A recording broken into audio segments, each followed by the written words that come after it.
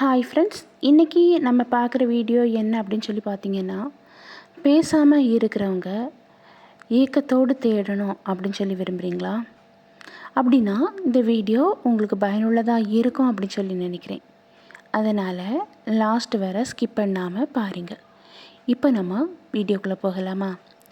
பாருங்கள், ஒரு உறவு பேசாமல் இருக்குது, அமைதியாக இருக்குது.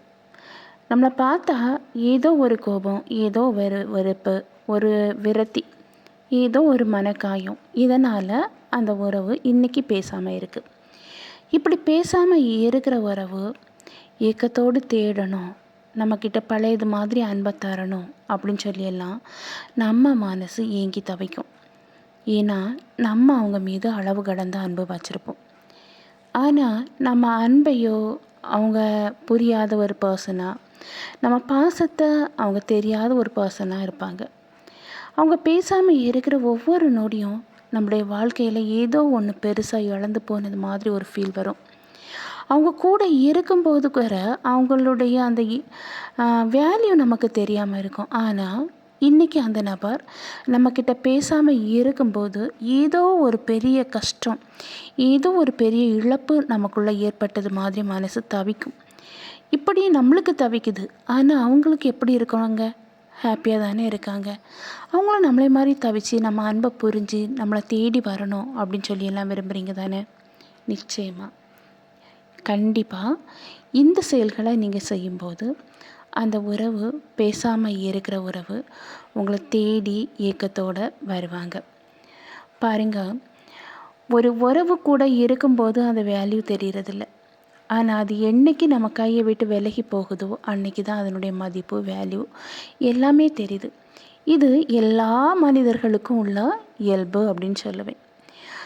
இவங்க தானே, இது தானே அப்படின்னு சொல்லி யோசிப்போம் கூட இருக்கும்போது. ஆனால் அது நம்மளை விட்டு விலகி போன பிறகு ஐயோ மிஸ் பண்ணிட்டோமேன்னு சொல்லி ஃபீல் பண்ணுவோம்.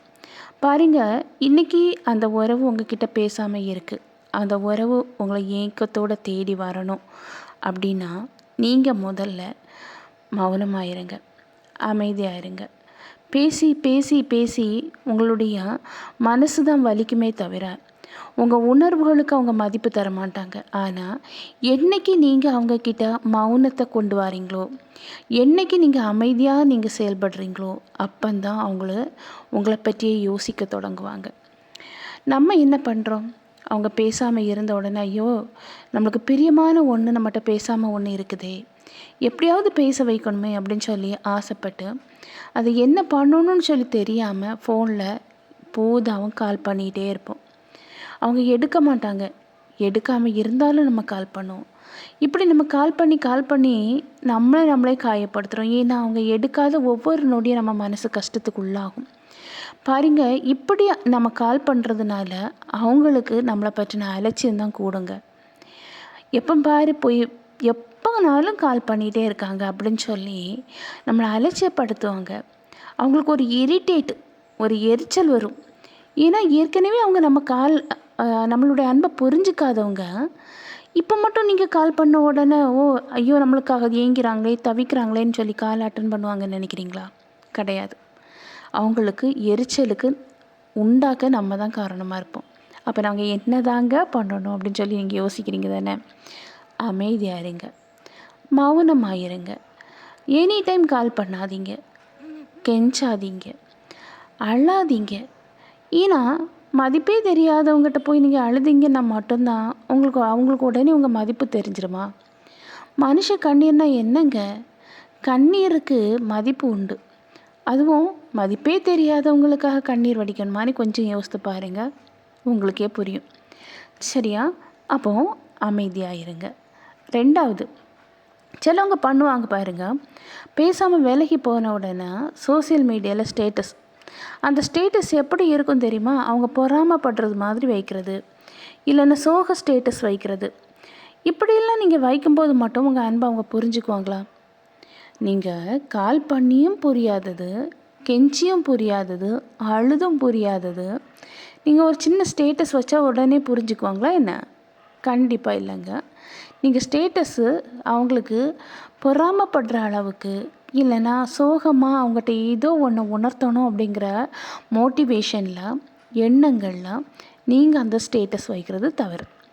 எப்போவும் நீங்கள் சகஜமாக கேஷுவலாக என்ன வைப்பீங்க அது வைங்க. சந்தோஷமாக இருக்கிறத வைங்க. அவங்களுக்கும் இதுக்கும் சம்மந்தமே இல்லை, அவ்வளோதான். நீங்கள் சும்மா உங்களுக்கு எப்படி உங்களுக்கு ஸ்டேட்டஸ் எந்த ஒரு பிரச்சனையும் இல்லாமல் இருக்கும்போது வைப்பீங்களோ அப்படி வைங்கன்னு சொல்கிறேன். சரியா? இது 2வது. 3வது பார்த்திங்கன்னா என்ன பண்ணுவாங்க அப்படின்னா, அவங்க உங்கள்கிட்ட பேசாமல் விலகி போன உடனே அவங்களே யோசிச்சுட்டு உட்காந்தே இருப்போம். நம்மளை சுற்றி 1000 ஒர்க் இருக்கும், வேலை இருக்கும், அதுவும் அர்ஜெண்ட்டான ஒர்க்கு கூட இருக்கும். அதுக்கெல்லாம் முக்கியத்துவம் கொடுக்கறது கிடையாது. அவங்களே யோசித்து நம்ம காலத்தை நேரத்தை எல்லாம் வேஸ்ட்டு பண்ணிவிட்டு அழுது கண்கள் சிவந்து போயிருக்கும். பாருங்க, நான் என்ன சொல்கிறேன் அப்படின்னா, அவங்கள பற்றி யோசிக்காதீங்க. அதுக்கு பதிலாக உங்கள் வாழ்க்கையில் கவனத்தை செலுத்துங்க. உங்கள் ஃப்ரெண்டு கூட வெளியே போங்க, உங்களுக்கு பிடிச்ச செயல்களில் ஈடுபடுங்க. கார்டன் வளர்க்க பிடிக்குமா, கார்டன் வளர்க்கலாம். அதே போல் ஃபிஷ் வளர்க்க பிடிக்குமா, ஃபிஷ் வளர்க்கலாம். ட்ராயிங் பண்ணுவீங்களா, ட்ராயிங் பண்ணுங்க. கவிதை எழுதுவீங்களா, கவிதை எழுதுங்க. இப்படி ஏதோ ஒன்று சின்ன எக்ஸசைஸு, பிடித்த பாடல், இப்படி ஏதோ ஒன்று உங்கள் மைண்டுக்கு ரிலாக்ஸை கொடுக்கும் பாருங்க. அதில் உங்கள் கவனத்தை செலுத்துங்க. நீங்கள் அவங்களுடைய எண்ணங்கள் வரும்போதெல்லாம் உங்களுக்குள்ள வார்த்தை என்ன தெரியுமா வரணும்?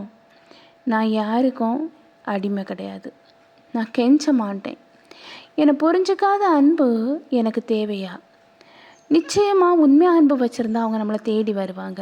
இதை உங்கள் மனசுக்குள்ளே சொல்ல தொடங்குங்க. இப்படி உங்கள் மனசுக்குள்ளே நீங்கள் பேசும்போது உங்களுக்குள்ளே ஒரு செல்ஃப் கான்ஃபிடென்ட் வரும். மனசுக்குள்ளே அவங்கள பற்றி ஏக்கம் இருக்கா, வலிக்குதா, அதுக்கு பிறகு நீங்கள் இவ்வளோ மனசுக்குள்ளே யோசித்த பிறகு வர அந்த வலியிலேருந்து வெளியே வர முடியலையா? பாருங்க, நேராக போங்க. உங்கள் மிரர் முன்ன, அதாவது கண்ணாடி முன்ன உங்கள் கண்களை பாருங்கள். பார்த்துட்டு பாருங்க, நான் உன்னை ரொம்ப நேசிக்கிறேன். அதாவது உங்களை நீங்களே நேசிக்கிறது. உன்னோட மதிப்பு பெரியது. நீ எல்லாம் ஒரு அன்பே தெரியாத ஒரு பர்சனுக்காக அழலாமா? உன் வாழ்க்கை இன்னும் இருக்குது. நீ நிச்சயமாக வாழ பிறந்தவன், அழ பிறந்தவன் இல்லை. கண்டிப்பாக உன் வாழ்க்கை வெற்றியின் பாதையில் போகும். இவங்களே தேடி வர அளவுக்கு நீ உயர்ந்து வாழுவ. ஏன்னா உன்கிட்ட திறமை இருக்குது. நிச்சயமாக உன் வாழ்க்கையில் ஒரு முன்னேற்றம் அடையும் அப்படின்னு சொல்லி உங்களுக்கு நீங்களே ஆறுதல் படுத்தி கொள்ளுங்க. இது எதனால் சொல்கிறேன் அப்படின்னா, சிலவங்க ஆறுதலுங்க பேரில் நம்ம எல்லாம் நேசித்த நல்லா நம்பின ஒரு உறவுகிட்ட போய் எல்லா விஷயங்களையும் ஷேர் பண்ணும். லாஸ்ட்டில் அதுவே நமக்கு என்னது இடைஞ்சலாக நிற்கும். அதனால் உங்களுக்கு நீங்கள் மட்டும்தான் ஆறுதல். அதனால் இந்த டெக்னிக்கை நீங்கள் யூஸ் பண்ணி உங்களுக்கு நீங்களே ஆறுதல் கொடுங்க. நிச்சயமாக ஆறுதல் கிடைக்கும். ஒரு உறவு கிடைக்கணும்னு சொல்லி தேடி போகும்போது அந்த உறவு கிடைக்கிறதில்ல. என்றைக்கு நீங்கள் தேடுறதை நிறுத்திங்களோ அப்போந்தான் அந்த உறவு உங்களை தேடி வரும். இதுதாங்க உண்மை. அதனால் நீங்கள் உங்களுக்காக வாழுங்க, உங்கள் வாழ்க்கையில் கவனத்தை செலுத்துங்க. நிச்சயமாக அந்த உறவு உங்களை தேடி வரும். ஓகே ஃப்ரெண்ட்ஸ், இந்த வீடியோ உங்களுக்கு பயனுள்ளதாக இருக்கும் அப்படின்னு சொல்லி நினைக்கிறேன். நான் உங்களை நெக்ஸ்ட் வீடியோவில் மீட் பண்ணுறேன். அதுவரை பாய், see you. இந்த வீடியோ பிடிச்சிருந்ததுன்னா லைக் பண்ணுங்கள், ஷேர் பண்ணுங்கள், சப்ஸ்கிரைப் பண்ணுங்கள். பக்கத்தில் இருக்கிற ஆல்ங்கிற பட்டனை கிளிக் பண்ணிக்கோங்க. அப்போ தான் நான் போடக்கூடிய வீடியோ உங்களுக்கு உடனுக்குடன் அப்லோட் ஆகும். நான் உங்களை நெக்ஸ்ட் வீடியோவில் மீட் பண்ணுறேன். அதுவரை பாய், see you.